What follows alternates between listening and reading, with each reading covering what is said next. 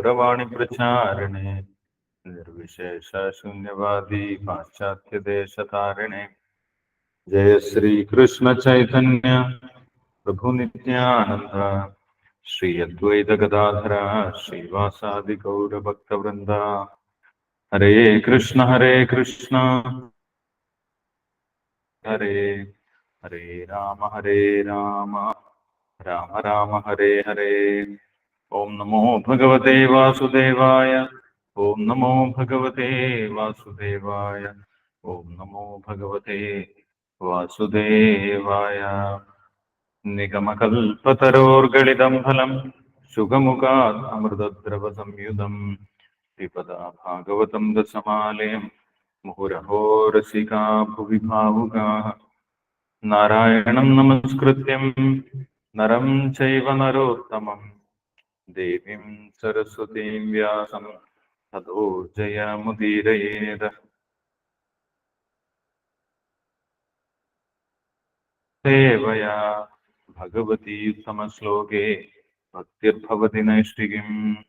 കൃഷ്ണായ വാസുദേവായ ദേവകീനന്ദനായ ച നന്ദഗോപകുമാരായ ഗോവിന്ദായ നമോ നമഃ. കൃഷ്ണ ശ്രീമദ് ഭാഗവതം ചതുർത്ഥ സ്കന്ധം 8-ാമത്തെ അധ്യായം. ധ്രുവ മഹാരാജാവ് ഭവനം ഉപേക്ഷിച്ച് വനത്തിലേക്ക് പോകുന്നു.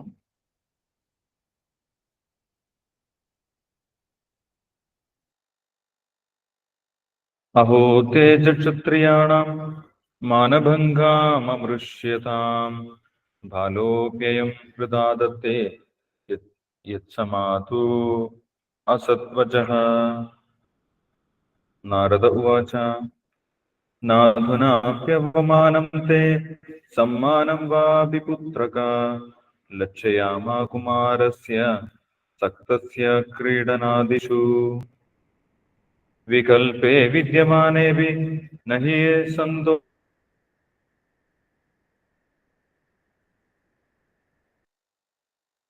പുംസോ മോഹമൃതേ ഭിന്ന യല്ലോകേ നിജകർമ്മഭിഃ.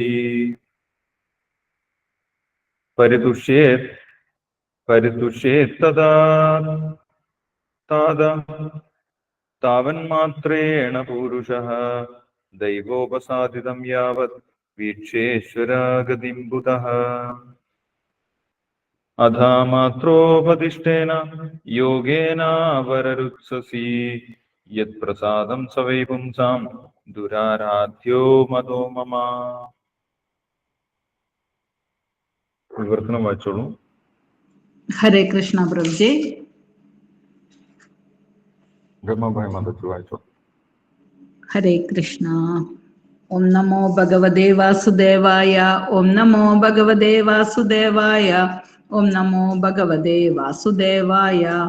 അഹോ തേജക്ഷത്രിയാണാം മാനഭംഗ അമൃഷ്യത ബാലോപ്യയം ഹൃദാ ദത്തേ യൽസമാധുര അസദ്വജ. ക്ഷത്രിയരുടെ ശക്തി എത്ര അത്ഭുതകരമാണ്. അവരുടെ അഭിമാനത്തിന് നേരിയ പോറലേൽക്കുന്നത് പോലും അവർക്ക് സഹിക്കാൻ കഴിയില്ല. ആലോചിച്ചു നോക്കൂ. ഒരു കൊച്ചുകുട്ടിയാണിവൻ. എന്നിട്ടും ഇവന്റെ ചിറ്റമ്മയുടെ കഠിന വാക്കുകൾ ഇവനെ താങ്ങാൻ കഴിഞ്ഞില്ല. ശ്ലോകം 27. നാരദ ഉവാച നാധുനാപ്യവമാനം തേ സമ്മാനം വാപി പുത്രക യക്ഷയാമാ കുമാരസ്യ സക്തസ്യ ക്രീഡനാദിഷു. വിവർത്തനം. എന്റെ പ്രിയപ്പെട്ട കുട്ടി, കളികളിലും ബാലിശമായ കാര്യങ്ങളിലും മുഴുകി കഴിയേണ്ട പ്രായത്തിലുള്ള വെറുമൊരു ചെറുബാലകനാണ് നീ. എന്നിട്ടും എന്തുകൊണ്ടാണ് നിന്റെ ബഹുമതിയെ അപമാനിച്ച വാക്കുകൾ നിന്നെ ഇത്രയേറെ ബാധിച്ചത്? ശ്ലോകം 28. വികൽപേ വിദ്യമാനേ ബി നഹി അസന്തോഷഹേതവഃ പുംസോ മോഹമൃതേ ഭിന്നായല്ലോകേ നിജ കർമ്മഭിഃ. വിവർത്തനം. എന്റെ പ്രിയപ്പെട്ട ധ്രുവ, നിന്റെ അഭിമാനബോധം വ്രണപ്പെട്ടുവെന്ന് തോന്നുന്നുണ്ടെങ്കിൽ പോലും നീ അസംതൃപ്തനാകാൻ അത് ഹേതുവാകുന്നില്ല. ഇത്തരത്തിലുള്ള അസംതൃപ്തികൾ മായയുടെ മറ്റൊരു സവിശേഷതയാണ്. എല്ലാ ജീവസത്തകളും അവന്റെ മുൻ കർമ്മങ്ങളാൽ നിയന്ത്രിക്കപ്പെടുന്നതിനാൽ ആ കർമ്മങ്ങൾക്കനുസരിച്ച് സന്തോഷങ്ങളുടെയും സങ്കടങ്ങളുടേതുമായ വ്യത്യസ്ത ജീവിതങ്ങളുണ്ട്. ശ്ലോകം 29. പരിതുഷ്യേത് തതസ്താദ താവന്മാത്രേണ പുരുഷഃ ദൈവോപസാദിതം യാവത് വീക്ഷേശ്വരഗതിം ബുധഃ. പരമദിവ്യോത്തമ പുരുഷനായ ഭഗവാന്റെ പ്രക്രിയ വളരെ അതിശയകരമാണ്.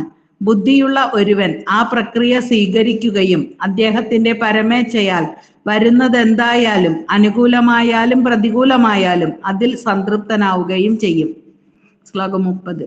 അതമാത്രോപദിഷ്ടേന യോഗേന അവരരുത്സസി യത് പ്രസാദം സവൈ പുംസാം ദുരാരാധ്യോ മതോ മമ. വർത്തനം. ഭഗവാന്റെ കാരുണ്യം നേടുന്നതിനെ നീ ഇപ്പോൾ നിന്റെ മാതാവിന്റെ ഉപദേശപ്രകാരം ധ്യാനത്തിന്റെ നിഗൂഢ പ്രക്രിയയിൽ ഏർപ്പെടാൻ തീരുമാനിച്ചിരിക്കുന്നു. പക്ഷേ അത്തരം കഠിന നിഷ്ഠകൾ അനുസരിക്കാൻ സാധാരണ മനുഷ്യനാൽ സാധ്യമല്ലെന്നാണ് എൻ്റെ അഭിപ്രായം. പരമദിവ്യോത്തമ പുരുഷനായ ഭഗവാനെ പ്രീതിപ്പെടുത്തുക എന്നത് വളരെ പ്രയാസകരമായ കാര്യമാണ്. ഹരേ കൃഷ്ണ കൃഷ്ണ കൃഷ്ണ ഹരേ ഹരേ ഹരേ രാമ രാമ രാമ ഹരേ ഹരേ. ഹരേ കൃഷ്ണ പ്രഭുജി. ഹരേ കൃഷ്ണ.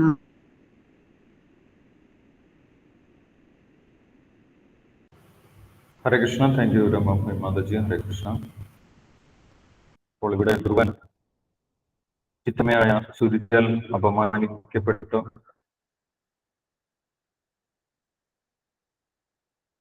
വന്നു. സുനീതി ധ്രുവനെ ഉപദേശിച്ചു. മനസ്സിൽ പോലും ശരിയായ രീതിയല്ല. ആരോട് വിദ്വേഷം ഉണ്ടാകരുത് എന്നുള്ള കാര്യം ധ്രുവന്റെ ആ ധാർമ്മിക ഭാവത്തിന് കോട്ടം സംഭവിക്കാതിരിക്കാൻ സുനീതി ഉപദേശിച്ചു. അത് അമ്മയുടെ ഒരു കടമയാണ്. മക്കളിൽ വിദ്വേഷം വളർന്നു വരാതിരിക്കാൻ വേണ്ടിയുള്ള നടപടികൾ എടുക്കുക എന്നുള്ളത് അമ്മമാരുടെ കർത്തവ്യമായതുകൊണ്ട് സുനീതി ആദ്യം തന്നെ അതാണ് ചെയ്തത്. ഗുരുജിയോടും ഉത്താനപാദനോടും ധ്രുവന് വിദ്വേഷം ഉണ്ടാകാൻ സാധ്യതയുണ്ട്. അതുകൊണ്ട് ആ വിദ്വേഷം ഇല്ലാതാക്കാൻ വേണ്ടിയുള്ള ഉപദേശം സുനീതി നൽകി. ഗുരുജി പറഞ്ഞതിലും വാസ്തവമുണ്ട്, അതിൽ നന്മയുണ്ട്. ഭഗവാനെ ആരാധിക്കാൻ വേണ്ടിയാണ് നിന്നോട് പറഞ്ഞിട്ടുള്ളത്. ഭഗവാന്റെ അനുഗ്രഹത്താൽ മാത്രമേ ഒരു വ്യക്തിക്ക് ജീവിതത്തിൽ വിജയം കൈവരിക്കാൻ സാധിക്കുകയുള്ളൂ എന്ന് സുരുചി പറഞ്ഞിട്ടുള്ളത് സത്യമാണ്.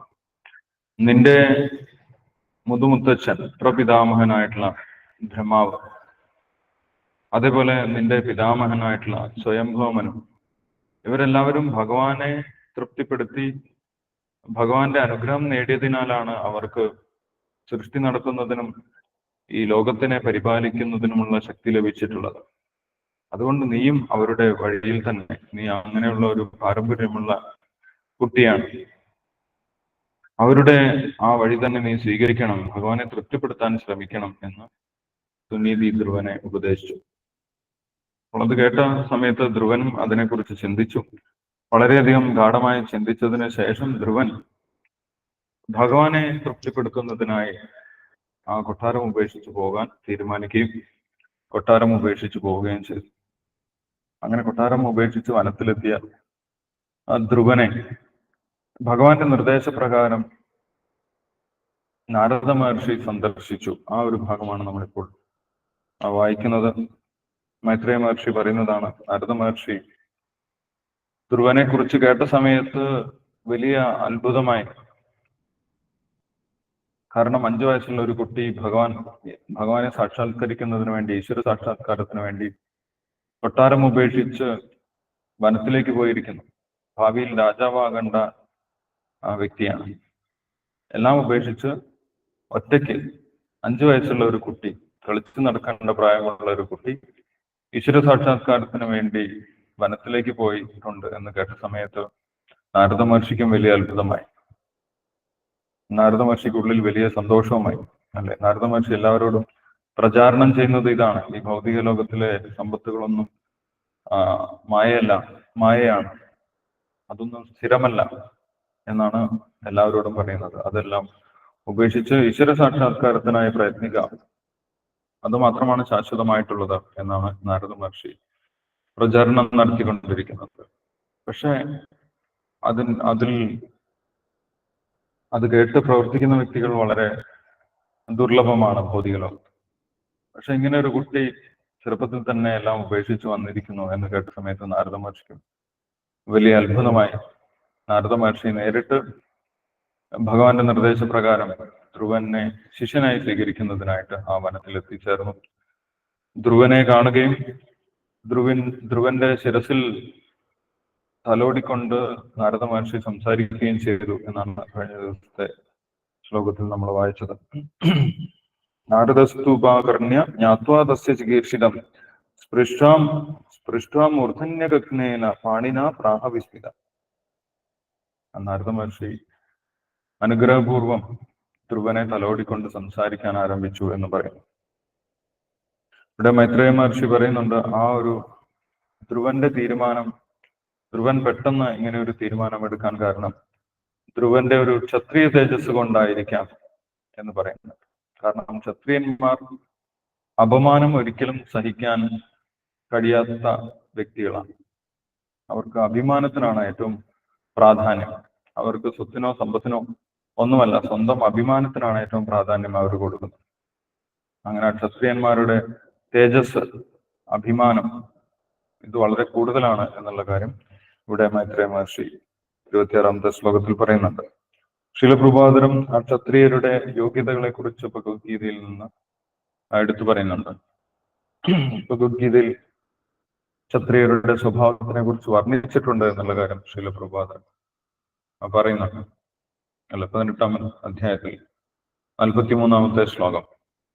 ശൗര്യം തേജോ ധൃതിർദാക്ഷ്യം യുദ്ധേ ജാത്യപലായനം ദാനം ഈശ്വരഭാവച്ച ക്ഷത്രം കർമ്മ സ്വഭാവജം എന്ന് പറയുന്നുണ്ട്. ക്ഷത്രിയർ ഈശ്വരഭാവത്തിൽ മറ്റുള്ളവരെ സഹായിക്കാൻ തയ്യാറുള്ള വ്യക്തികളാണ്. ഞാൻ നിങ്ങളെ സഹായിക്കാം, ഞാൻ നിങ്ങളെ സംരക്ഷിക്കാം, ഞാൻ നിങ്ങൾക്ക് ദാനം നൽകാം എന്നൊക്കെ പറഞ്ഞ് ഞാൻ ചെയ്യാം, എനിക്കതിനുള്ള കഴിവുണ്ട് എന്ന് വിചാരിക്കുന്ന വ്യക്തികളാണ്. അതുകൊണ്ട് അവർക്ക് എന്തെങ്കിലും അപമാനം ഏൽക്കുന്ന സമയത്ത് അവർക്ക് അത് സഹിക്കാൻ സാധിക്കുകയില്ല എന്നാണ് പറയുന്നത്.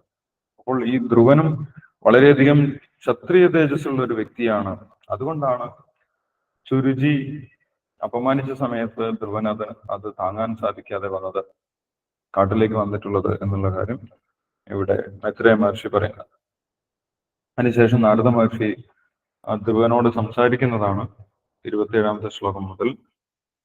നാരദ ഉവാച നാധുനാപ്യപമാനം തേ സമ്മാനം വാപി പുത്രക രക്ഷയാമാ കുമാരസ്യ സക്തസ്യ ക്രീഡനാദിഷു. യഥാർത്ഥത്തിൽ നാരദ മഹർഷി ധ്രുവനെ ശിഷ്യനായി സ്വീകരിക്കാൻ വന്നതാണെങ്കിൽ പോലും ധ്രുവന്റെ ദൃഢനിശ്ചയം എത്രത്തോളമാണ് എന്ന് പരീക്ഷിക്കുന്നതിന് വേണ്ടി ആദ്യം ഒരു പരീക്ഷണ രീതിയിൽ നാരദ മഹർഷി ധ്രുവനോട് സംസാരിക്കുകയാണ്. എന്താണ് പറയുന്നത്? കുമാരസ്യ സക്തസ്യ ക്രീഡനാദിഷു. നീ ഒരു കുട്ടിയാണ്, ഒരു കുമാരനാണ്, 5 വയസ്സ് മാത്രമാണ് നിനക്ക് പ്രായമുള്ളത്. നിനക്ക് ഉണ്ടായിട്ടുള്ള അപമാനത്തിനെ കുറിച്ച് ഞാൻ കേട്ടിട്ടുണ്ട്, പക്ഷെ അത് അത്ര കാര്യമായിട്ട് എടുക്കേണ്ട ആവശ്യമില്ല. കാരണം എന്താണ്? നീ ഒരു കുട്ടിയാണ്, നീ ഇപ്പോൾ കളിച്ചു നടക്കേണ്ട പ്രായമാണ് എന്ന് പറയും. സക്തസ്യ ക്രീഡനാദിഷു. ഇപ്പോൾ യഥാർത്ഥത്തിൽ നീ എന്താണ് യഥാർത്ഥത്തിൽ ചെയ്യേണ്ടത്? കളിച്ചു നടക്കുകയാണ് ചെയ്യേണ്ടത്. കുട്ടികൾ അപമാനം, മാനം ഇതൊന്നും വലിയ കാര്യമായി എടുക്കേണ്ട ആവശ്യമില്ല എന്ന് പറയും, അല്ലെ? കുട്ടികളെ സംബന്ധിച്ചിടത്തോളം അവരെ പുകഴ്ത്തുന്നതും അവരെ അപമാനിക്കുന്നതും ഒന്നും അവർ വലിയ കാര്യമായിട്ട് എടുക്കാറില്ല. കാരണം അതിനെക്കുറിച്ച് ചിന്തിക്കാനുള്ള ഒരു ബോധം അവർക്കുണ്ടാവില്ല. ഒരു കുട്ടിയെ കളിയാക്കി ചിരിച്ചു കഴിഞ്ഞാലും അല്ലെങ്കിൽ കുട്ടിയെ പുകഴ്ത്തി സംസാരിച്ചു കഴിഞ്ഞാലും കുട്ടി ചിരിച്ചുകൊണ്ടിരിക്കും. എന്താണ് അവർ ഉദ്ദേശിക്കുന്നത് എന്ന് വ്യക്തമായിട്ട് മനസ്സിലാക്കാൻ ചെറിയ കുട്ടികൾക്ക് സാധിക്കുകയില്ല. അതുകൊണ്ട് നീ അതൊന്നും വലിയ കാര്യമായിട്ട് എടുക്കേണ്ട ആവശ്യമില്ല.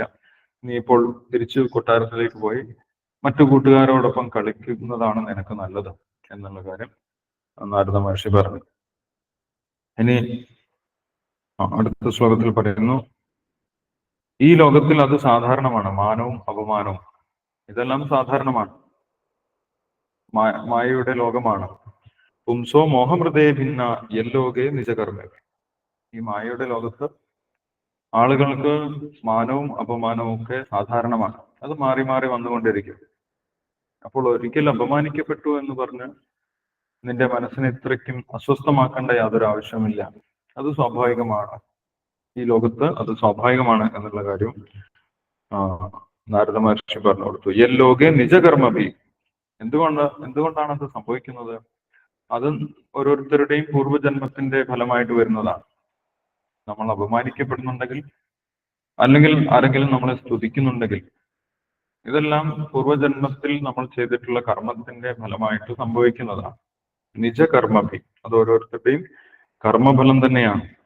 അതിൽ ഇത്രയ്ക്കും അസംതൃപ്തനാകേണ്ട ആവശ്യമൊന്നുമില്ല. അത് സ്വന്തം കർമ്മഫലമാണ് എന്ന് മനസ്സിലാക്കി അത് ആശ്വസിക്കാൻ മാത്രമേ ഉള്ളൂ, അല്ലെങ്കിൽ ആ ഒരു അപമാനം ക്ഷമിക്കാൻ മാത്രമേ ഉള്ളൂ എന്നുള്ള കാര്യം നാരദ മഹർഷി പറഞ്ഞു കൊടുത്തു. മറ്റൊരു കാര്യം 29ാമത്തെ ശ്ലോകത്തിൽ പറയുന്നുണ്ട്. പരിതുഷ്യേത്തതാവൻ മാത്രേണ പുരുഷ ദൈവോപസാദിതം യാവത് വീക്ഷേ ഈശ്വരഗതിം കുത.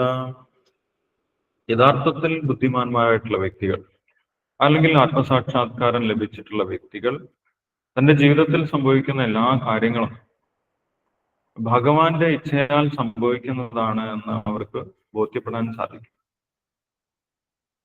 തന്റെ പൂർവ്വ കർമ്മത്തിന്റെ ഫലമായിട്ടാണ്, ഈശ്വരനെ അറിഞ്ഞുകൊണ്ടാണ് തന്റെ ജീവിതത്തിലുള്ള എല്ലാ കാര്യങ്ങളും സംഭവിക്കുന്നത്.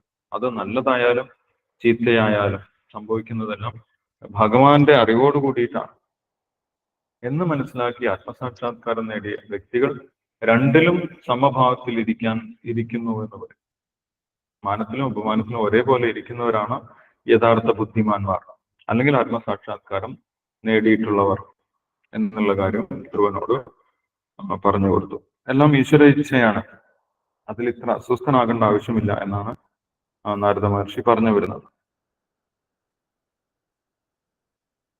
ഇനി നീ വന്നിട്ടുള്ളത് ഈശ്വര സാക്ഷാത്കാരത്തിന് വേണ്ടിയാണ്, പക്ഷെ അത് അത്ര എളുപ്പമുള്ള കാര്യമല്ല എന്നുകൂടി നാരദ മഹർഷി പറഞ്ഞു കൊടുക്കുന്നുണ്ട് 30ാമത്തെ ശ്ലോകത്തിൽ. അഥാ മാത്രോപദിഷ്ടേന യോഗേന അവരരുത്സസി യത് പ്രസാദം സവൈ പുംസാം ദുരാരാധ്യോ മതോ മമ.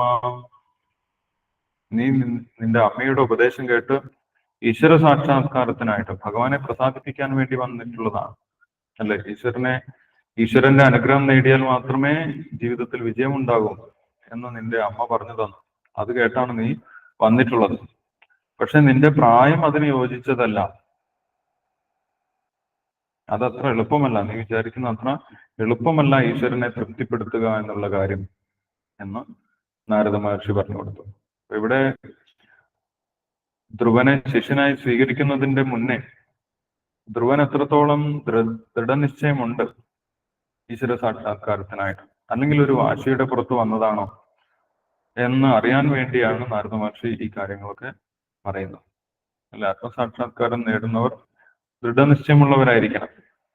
ഒരു ഗുരുവിന് ശിഷ്യനെ പരീക്ഷിക്കാം. ഇദ്ദേഹം യഥാർത്ഥത്തിൽ ഒരു ഗുരുവിനെ ആഗ്രഹിക്കുന്നുണ്ടോ, ഈശ്വര സാക്ഷാത്കാരത്തിന് വേണ്ടി തന്നെ ഉറച്ചു നിൽക്കുന്ന വ്യക്തിയാണോ എന്നെല്ലാം പരീക്ഷിച്ചതിന് ശേഷം മാത്രം ദീക്ഷ കൊടുത്താൽ മതി. കാരണം ഗുരുവിനെ സ്വീകരിക്കുന്നത് ഒരു ഫാഷൻ അല്ല. ശീലപ്രഭുപാദർ പറയുന്നത് ഗുരുവിനെ സ്വീകരിക്കുന്നത് ഒരു ഫാഷൻ അല്ല. മറ്റുള്ളവരെ കാണിക്കുന്നതിന് വേണ്ടിയിട്ടോ എനിക്കും ഒരു ഗുരു ഉണ്ട് എന്ന് പറയുന്നതിന് വേണ്ടി ആയിരിക്കരുത് നമ്മൾ ഗുരുവിനെ സ്വീകരിക്കുന്നത്. യഥാർത്ഥത്തിൽ ഭഗവാനെ സേവിക്കുന്നതിന് വേണ്ടി, ഈശ്വര തൃപ്തിക്ക് വേണ്ടിയായിരിക്കണം നമ്മൾ ഗുരുവിനെ സ്വീകരിക്കേണ്ടത്. ആ ധ്രുവന്റെ മനോഭാവം, ഏത് മനോഭാവത്തിലാണ് ധ്രുവൻ വന്നിട്ടുള്ളത് എന്നൊന്ന് പരീക്ഷിച്ചറിയുന്നതിന് വേണ്ടിയിട്ടാണ് നാരദ മഹർഷി ധ്രുവനെ പിന്തിരിപ്പിക്കാൻ ശ്രമിക്കുന്നത്. ഈ ഒരു കുട്ടിയാണ്, കളിച്ചു നടക്കേണ്ട പ്രായമാണ്. ഈശ്വര സാക്ഷാത്കാരം അത്ര എളുപ്പത്തിൽ ലഭിക്കുന്നതല്ല. കാരണം എന്താണ്? ഭഗവാന്റെ മായാശക്തി അത്ര എളുപ്പത്തിൽ തോൽപ്പിക്കാൻ സാധിക്കുന്നതല്ല.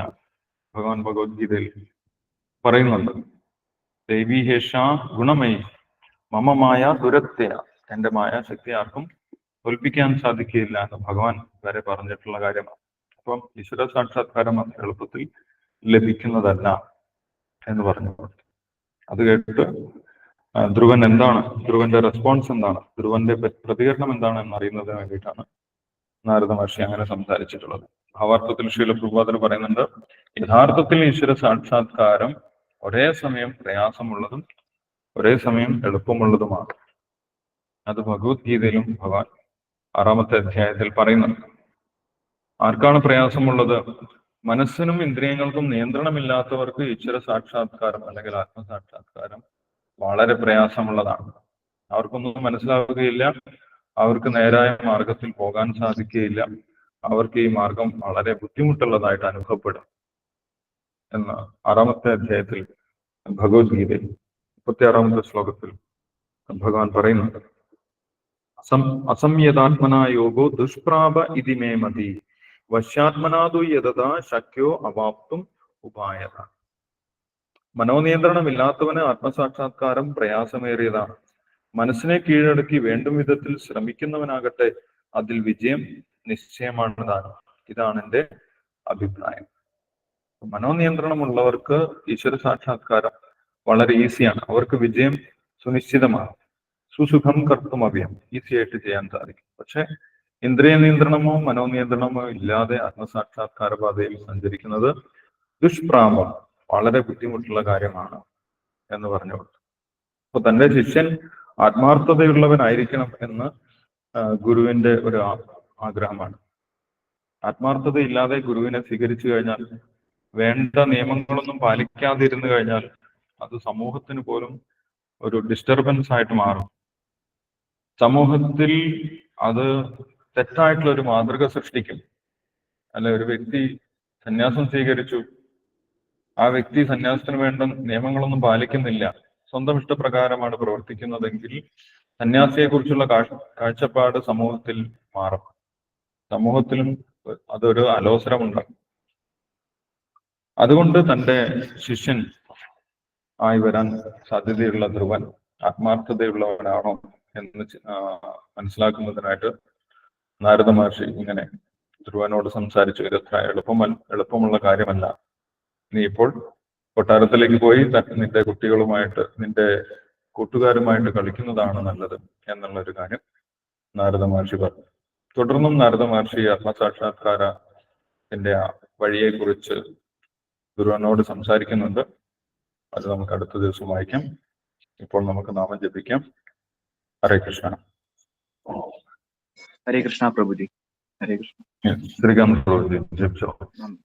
ജയ ശ്രീകൃഷ്ണ ചൈതന്യ, ജയ ശ്രീകൃഷ്ണ ചൈതന്യ പ്രഭു നിത്യാനന്ദ, ശ്രീ അദ്വൈത ഗദാധര ശ്രീവാസാദി ഗൗരവ